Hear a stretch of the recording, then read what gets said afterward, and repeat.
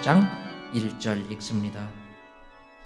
또 7 대접을 가진 7 천사 중 하나가 와서 내게 말하여 이르되 이리로 오라. 많은 물 위에 앉은 큰 음녀가 받을 심판을 내게 보이리라.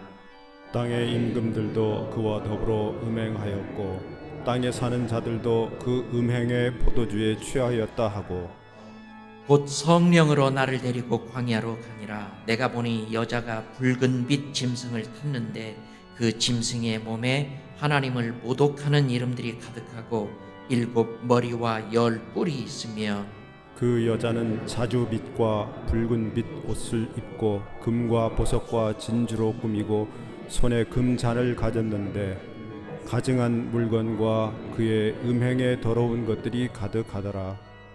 그의 이마에 이름이 기록되었으니 비밀이라 큰 바벨론이라 땅의 음녀들과 가증한 것들의 어미라 하였더라. 또 내가 보매 이 여자가 성도들의 피와 예수의 증인들의 피에 취한지라. 내가 그 여자를 보고 놀랍게 여기고 크게 놀랍게 여기니 천사가 이르되 왜 놀랍게 여기느냐. 내가 여자와 그가 탄 7 머리와 10 뿔 가진 짐승의 비밀을 내게 이르리라. 네가 본 짐승은 전에 있었다가 지금은 없으나 장차 무적행으로부터 올라와 멸망으로 들어갈 자니 땅에 사는 자들로서 창세 이후로 그 이름이 생명책에 기록되지 못한 자들이 이전에 있었다가 지금은 없으나 장차 나올 짐승을 보고 놀랍게 여기리라. 지혜 있는 뜻이 여기 있으니 그 7 머리는 여자가 앉은 7 산이요 또 7 왕이라 5은 망하였고 하나는 있고 다른 하나는 아직 이르지 아니하였으나 이르면 반드시 잠시 동안 머무르리라.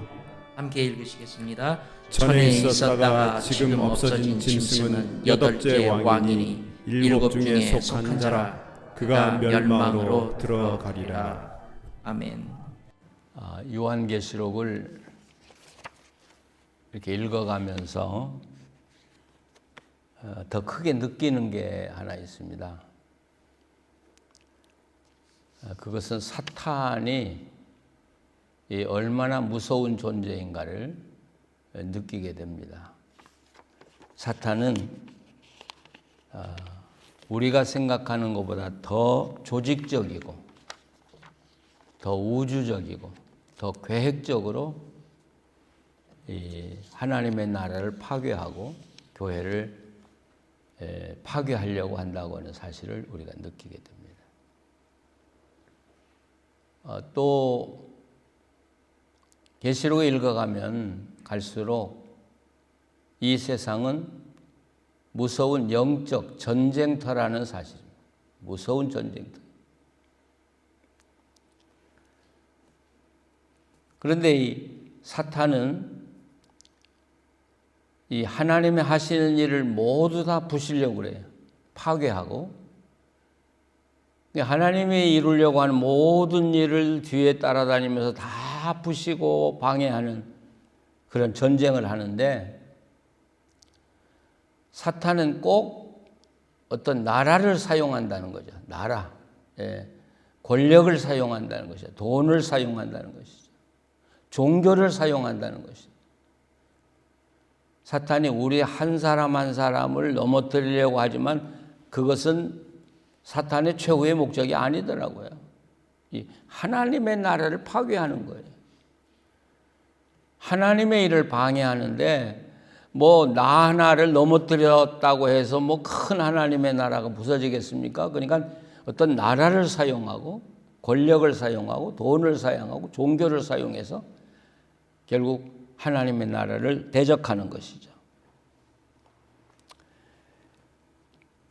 그러나 지금은 악인이 승리하는 것 같고 사탄이 승리하는 것 같지만 아니 최후의 승리는 하나님에게 있다고 하는 사실을 똑똑히 보여주는 게 요한계시록이죠. 그렇기 때문에 우리도 힘도 없고 미련하고 약하고 어리석지만 우리도 승리할 수 있는 것은 하나님이 승리하시기 때문에 하나님을 따르는 우리가 승리하게 되는 것이죠. 오늘 17장에 보면 다시 그 짐승이 나오죠. 결국 그 짐승에 대한 마지막 심판이 17장, 18장에 이제 나오기 시작하는 것이죠. 하나님은 어떻게 보면 너무나 천천히 움직이시기 때문에 우리가 답답하기도 하여, 또 어떤 때는 하나님이 힘이 없으신가 그렇게 생각하는 사람도 있을 거예요. 그러나 하나님은 천천히 움직이시는데 한 번 움직이시면 철저하게 파괴하는 거예요. 철저하게, 완전히 파괴하고, 그래서 사탄의 뿌리까지를 제거해버리는 게 하나님의 심판이에요. 그래서 우리가 이 땅에 살 때도 뭐 우리가 죄 짓고 범죄하고 하나님 대항하고 살아도 뭐 하나님이 우리에게 뭐 아무런 어떤 액션을 취하지 않더라. 그래서 우리가 가볍게 생각할 수 있는데, 아니요. 하나님이 우리 생활에도 한 번 개입하시면 철저하게 개입하신다는 사실이죠. 그래서 하나님의 사람들에게도 철저하게 개입하시지만 악한 자들을 부실 때도 철저하게 부셔요. 그러니까 지금 세상 돌아가는 거 보면 악한 자들이 승리하는 것 같아요. 아니요. 하나님이 개입하시면 하루아침에 철저하게 부서진다는 사실을 요한계시록은 우리에게 똑똑히 보여주고 있는 것이죠.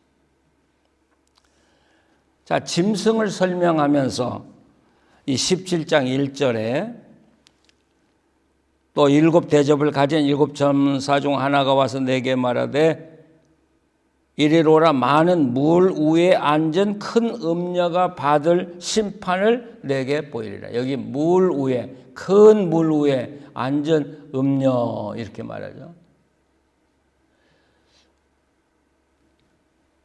큰 물이 어디예요?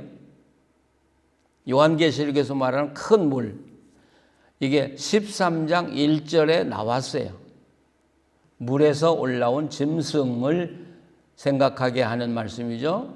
그러니까 우리가 신비스럽게 읽으면 이게 신비스러운데, 아니요. 요한계시록은 그런 책이 아니에요. 요한이 하나님께 받은 묵시를 놓고 어떻게 하면 교인들이 잘 이해할까를 깊이 생각하고 문학적이고도 논리적으로 기록한 책이 요한계시록이거든요. 그러니까 그 한 구절을 딱 가지고 신비스럽게 해석하면 요한계시록은 망치는 거예요. 큰 물, 그런 지중해를 이야기해요. 그래서 13장 1절에 큰 물에서 나온 짐승, 로마 제국은 지중해와 유럽 땅을 배경으로 해서 세워진 나라거든요. 그러니까 여기 큰 물 위에 앉은 음녀, 그러니까 지중해를 지배하고 있는 어떤 세력을 이야기한다, 이렇게 말할 수가 있겠죠. 근데 지금이나 요한이 이 요한계시록을 기록할 때나 똑같은 것 같아요. 이해가 사람들이 잘 안 가는 것 같아요. 또 이상하게 자꾸 해석을 했던 것 같아요. 그래서 이 17장에 보면 그 짐승, 큰 물 위에 앉은 짐승을 차근차근 다시 설명을 해요. 사람들이 이해할 수 있도록. 우리가 요한계시록 하면 666에 걸리죠. 666. 근데 언제는 바코드라고 했어요. 근데 요즘에는 백신이라고 그러는데요. 백신. 그래서 백신을 맞지 마라, 이건 666이다. 근데 우리 기독교인들이 정말 어리석어요. 지금 교회가 막 세워져 가지고 핍박을 받고 무너지고 교회가 부서지고 있어서 하나님이 그들을 건져내고 믿음을 버리고 달아나는 사람들을 그 격려함으로써 신앙을 지키도록 하기 위해서 요한계시록을 쓴 건데, 지금 죽어가는 신앙을 지키기 위해서 죽어가는 성도들을 위해서 2000년 전에 백신 나올 걸 예언해요? 어때요? 이해가 가요? 하나님을 그렇게, 무슨 하나님이 장난하시는 분이에요. 우리 사람들 데리고 2000년 후에 컴퓨터가 나와 바코드가 나올 테니까 조심해라. 아니 지금 신앙 지키기 위해서 죽어가는 사람들께 그게 무슨 소용이 있어요? 근데 여러분 가만히 보면 우리 기독교가 보면은 잘못이 하나 있어요. 666이라고 하는 걸 세워놓고 성경을 통해서 그게 뭔가를 증명하려고 하는 게 아니라 그 시대마다 자기들에게 닥쳐오는 어떤 위기가 있으면 아 이게 666이다. 그랬더라는 것이죠. 모슬렘이 일어나가지고 세계를 지배하니까 아 이게 666이다. 또 이 백신을 맞기 싫은 사람들이 안 맞으려니까 합리적으로 이야기를 해야지 이게 666이다. 바코드도 그래서 나온 거예요. 얼마나 어리석은 일이에요. 그러니까 초대교회도 이걸 잘 이해를 못하고 지금도 못하고 그러니까 이 사도 요한은 초대교인들을 위해서 자세하게 설명을 해요. 이 큰 물에 앉은 짐승이 누구냐 그러면 거기 3절 보시죠. 그 성령으로 나를 데리고 광야로 가니라 내가 보니 여자가 붉은 빛 짐승을 탔는데 그 짐승의 몸에 하나님을 모독하는 이름들이 가득하고 7머리와 10뿔이 있다. 7머리 10뿔 언제 나왔어요? 이것도 13장 1절에 나왔어요. 예. 그러니까 이 7머리와 10뿔은 누구예요? 바로 바다에서 올라온 짐승, 바로 로마 황제를 이야기하는 것이죠. 그래도 사람들이 이해를 못하니까 또다시 설명을 해주죠. 이제 8절에 또 가보면 또 내가 보면 이 여자가 성도들의 피와 예수의 증인들의 피에 취한 자라. 지금 성도들의 피와 예수의 증인들의 피에 취했다는 이야기는 지금 박해를 하고 그들에 의해서 성도들이 죽어가고 있다는 그 당시의 현실적인 이야기를 지금 하고 있는 거거든요.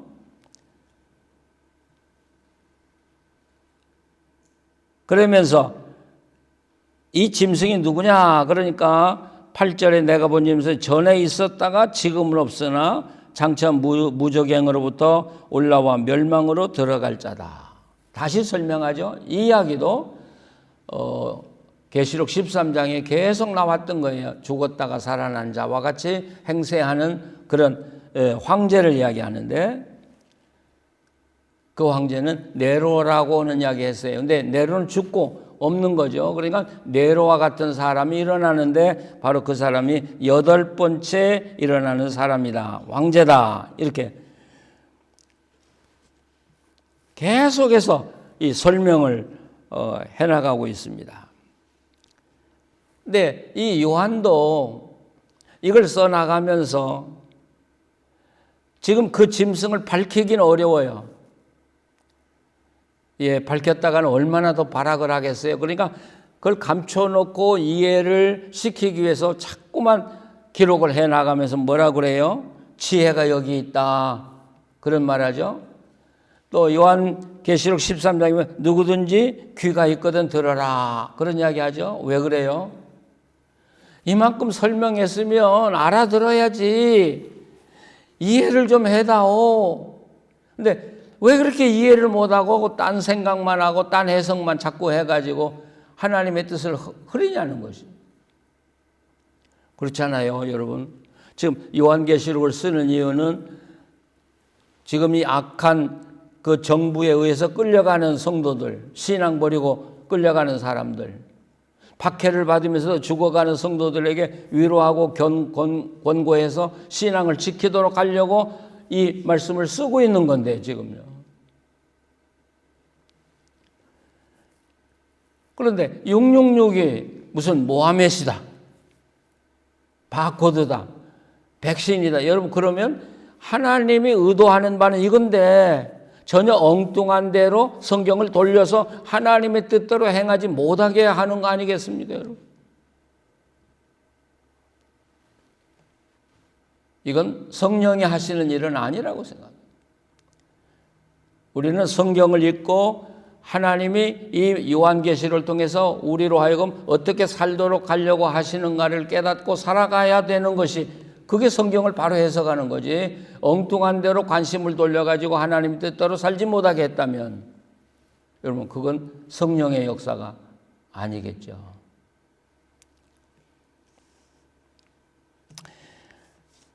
이렇게 설명을 해도 사람들이 모르니까 자꾸 이해를 못하니까 여기 9절에서부터 10절까지 또 설명을 해요. 지혜 있는 뜻이 여기 있으니 그 7 머리는 여자가 앉은 7 산이요.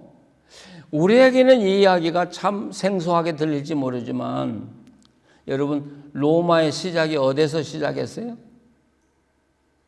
원래 로마는 7 나라 부족이 시작을 했어요. 그리고 아구스토가 그걸 동일하면서 그래서 로마를 이야기할 때는 7 산을 반드시 이야기해요. 그러니까 여기서 이 짐승이 누구냐 그러면 7 산이다. 그럼 우리는 몰라도 이 말씀을 읽는 초대교인들은 이건 로마야. 다 할 수 있는 일을 여기에 이제 기록해 나가죠. 그러면서 10절에 또 7 왕이라 이제 로마 황제를 이야기하죠. 7 왕인데 근데 뿔은 10이라고 그랬죠. 근데 왜 그러냐면 그 네로가 5번째 황제인데 네로가 죽고 나라의 정변이 일어나면서 3사람의 왕이 세워져요. 네로 죽고 칼바, 오토, 또 네델리우스 이 사람들은 뭐 2개월, 3개월 황제로 있었기 때문에 황제를 치지 않아요. 그러니까 10 황제인데 3사람은 뭐 2달, 석 달 있으니까 황제로 빼면 몇 사람이에요? 7이잖아요. 그래서 7 머리 이렇게 이야기하는 거예요. 7 머리. 그런데 자, 7 왕을 다시 설명해요.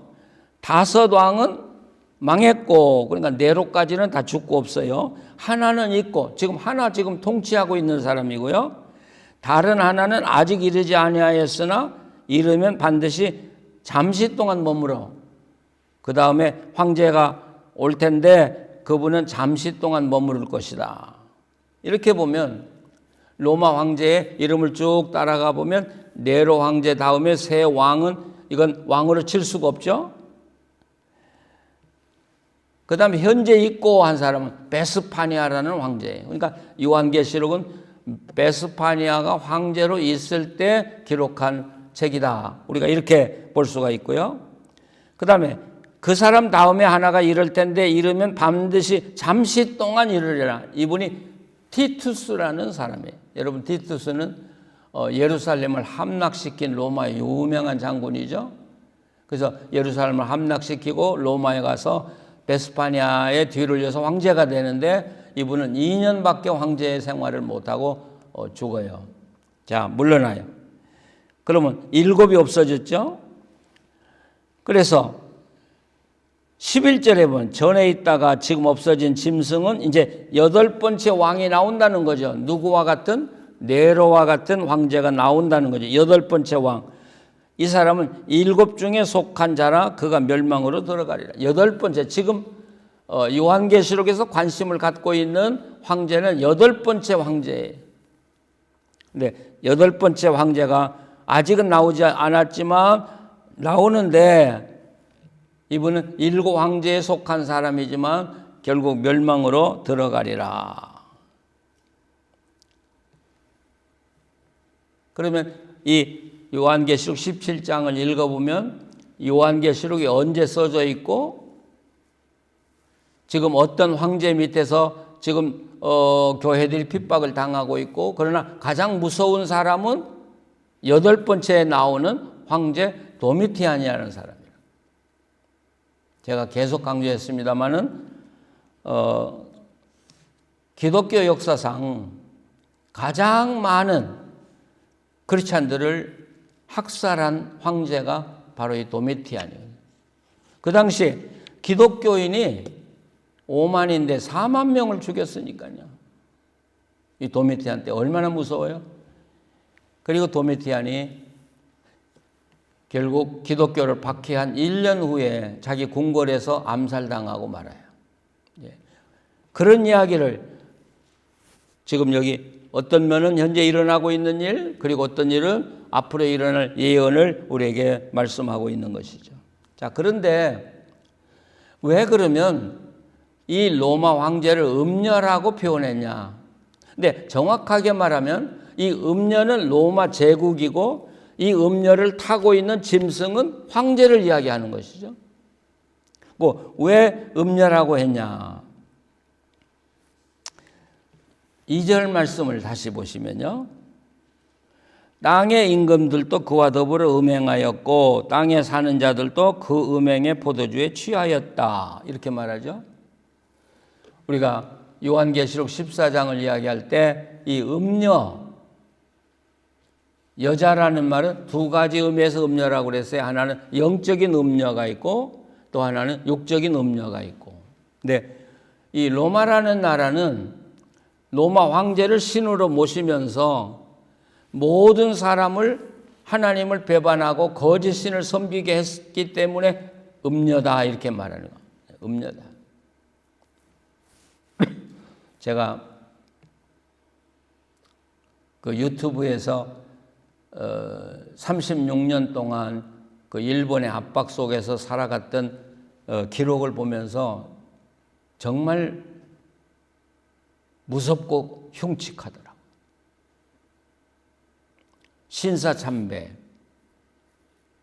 그래서 자기들의 천조 대신은 이 땅에 어느 신보다 능력이 있다. 그걸 암송하게 했어요. 자기들의 신보다 더 위대한 신은 이 땅에 없다. 누구에게 그걸 강요해요? 기독교인들에게 강요해요. 목사들도 끌려가고 기독교인들도 끌려가서 그 앞에서 뭐라고 해요? 일본의 신, 천조 대신보다 위대한 신은 없다. 하나님 부정하게 하는 거예요. 집에서도 동방요배를 하면서 그 이야기를 하도록 강요하고 안 하면 죽였잖아요. 그거 생각하니까요. 정말 끔찍해요. 제가 그런 경우 당했다면 나는 거부하고 감옥에 갔을까? 내가 순교했을까? 나도 끌려가서 일본 신보다 더 위대한 신은 없다고 나도 고백하지 않았을까 하는 생각을 해요. 그런 일을 지금 초대 교인들이 당하고 있는 거예요. 초대 교인들이 지금. 바로 그들을 건져내기 위해서 써진 책이 요한계시록이라는 거죠. 그런데 이 로마라는 나라가 이처럼 영적으로 하나님을 배반하게 하니까 음녀고, 또 로마 나라가 세상을 다스릴 때 사용한 그게 매체가 뭐냐면 음란이에요, 음란. 로마 역사 읽어보면 이게 기가 차는 일이에요. 어떻게 세상에 그런 나라가 존재했는지. 왕이 전쟁에 나갔는데 왕후가 부하인 장군하고 결혼식을 해요. 그리고 전쟁에 이겨서 왕이 돌아와서 또 그 여자가 왕한테 가서 또 살아요. 아니, 이런 나라가 세상에 어디 있어요? 그러니까 이 로마 나라는 온 세상에 영적인 음란을 퍼뜨렸을 뿐만 아니라 육적인 음란까지를 퍼뜨리고 이 음란에 취해 살게 함으로써 독재가 이루어지고 있는 거예요.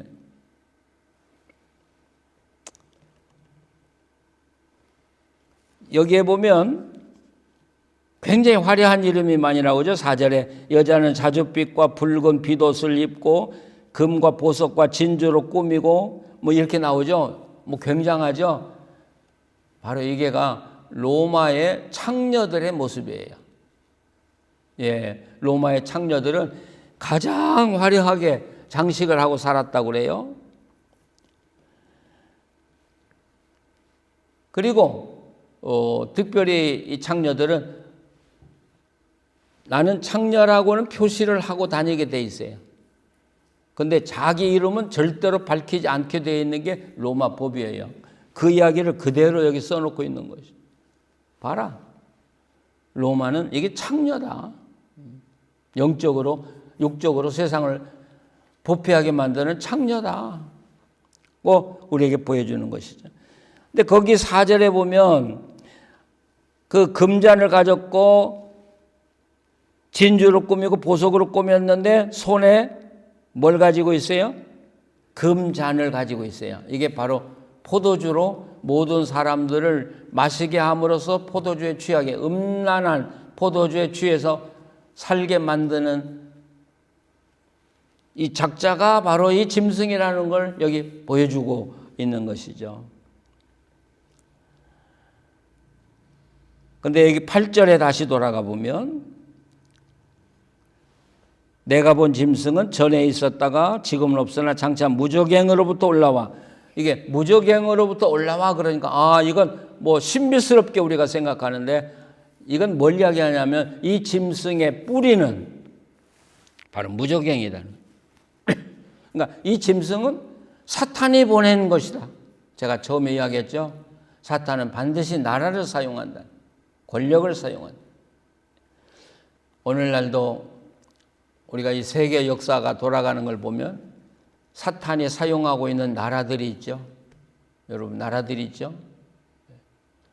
정말 우리가 하나님의 사람이라면 역사의 흐름을 봐야죠.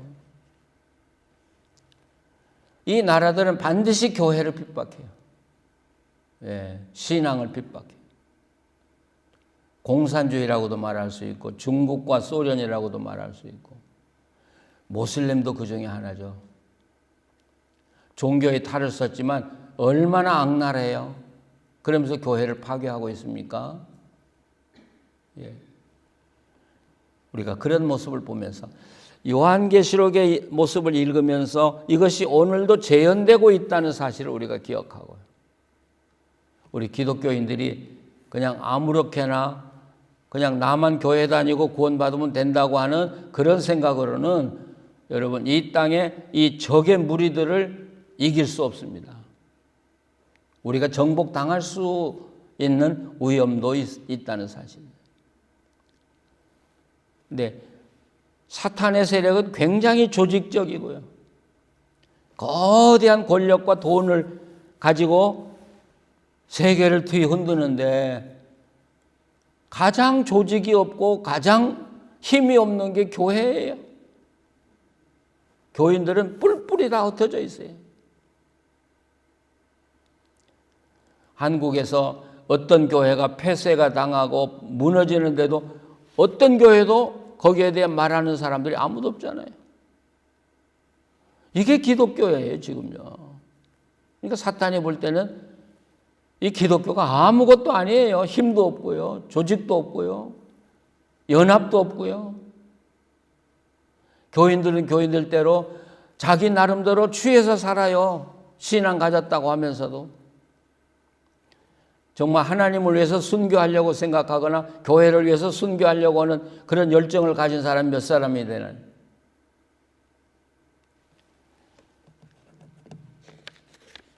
우리가 요한계시록 읽으면서 전혀 엉뚱한 해석을 하려고 하지 마시고요. 그 당시에 무슨 일이 벌어지고 있는가를 보면서 그와 똑같은 일이 지금도 벌어지고 있는데 우리가 어떻게 살아야 될 것인가를 우리는 생각하면서 늘 결단하고 그리고 더 열심히 적극적으로 주님을 섬기는 삶을 살아야 할 것입니다. 기도하시겠습니다. 하나님, 정말 죄송하고 부끄럽습니다. 우리가 열심을 낸다고 하면서 나 자신만을 위하고 내 자신이 받을 축복만 생각하지 이 땅에 하나님의 나라와 하나님의 교회들이 어떻게 무너져가고 있고 사탄의 공격에 피를 흘리고 있는가를 외면하고 살 때가 너무나 많습니다. 하나님, 우리들을 깨워 주시옵소서. 이 땅의 교회들을 깨워 주시옵소서. 그래서 정말 하나님의 교회가 하나 되어서 기도하면서 하나님의 힘을 힘입고 성령의 도움을 힘입어서 사탄의 그 역사와 싸워 이길 수 있는 오늘의 교회들이 되게 하여 주시옵소서. 우리들도 믿음 생활한다고 하면서 내 유익만, 내 자존심만 세우지 말게 하시고 교회가 어떻게 하면 살 수 있는가를 생각하면서 교회를 위해서 희생할 수도 있고 하나님의 나라를 위하여 희생할 수 있는 그런 과감한 각오를 가지고 주님을 섬기는 우리들이 되게 하여 주시옵소서. 우리 우림교회가 적은 교회지만 바르게 십자가 붙들고 나가는 교회 되게 하시고 복음을 온 세상에 전한다는 그런 각오를 가지고 믿음 생활하는 교회 되게 해 주시옵소서. 믿음이 약한 성도들을 굳게 잡아 주시옵소서. 세워 주시옵소서. 하나님, 하늘나라의 소망을 가지고 하나님 모든 어려움과 고통을 이기고 승리하는 우리 성도들 되게 하여 주시옵소서. 예수님의 이름으로 기도합니다. 아멘.